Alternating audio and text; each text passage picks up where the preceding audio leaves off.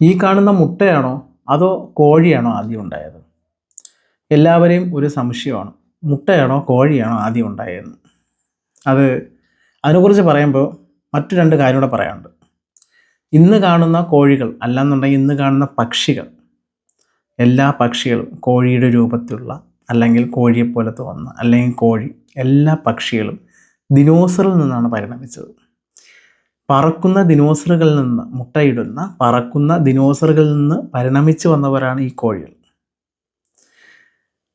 അത് പോരാഞ്ഞിട്ട് ഇന്ന് നമ്മുടെ വീട്ടുമുറ്റത്ത് കാണുന്ന, നമ്മൾ ഇറച്ചിക്ക് വേണ്ടി ഉപയോഗിക്കുന്ന അല്ലെങ്കിൽ മുട്ടയ്ക്ക് വേണ്ടി ഉപയോഗിക്കുന്ന എല്ലാ കോഴികളെയും മനുഷ്യൻ ഡെവലപ്മെൻറ്റ് ചെയ്തെടുത്തതാണ്.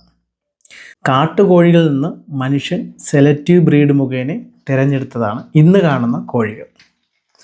അപ്പോൾ അങ്ങനെ വരുമ്പോൾ കോഴിയല്ല ആദ്യം ഉണ്ടായത്, മുട്ട തന്നെയാണ് ആദ്യം ഉണ്ടായത്.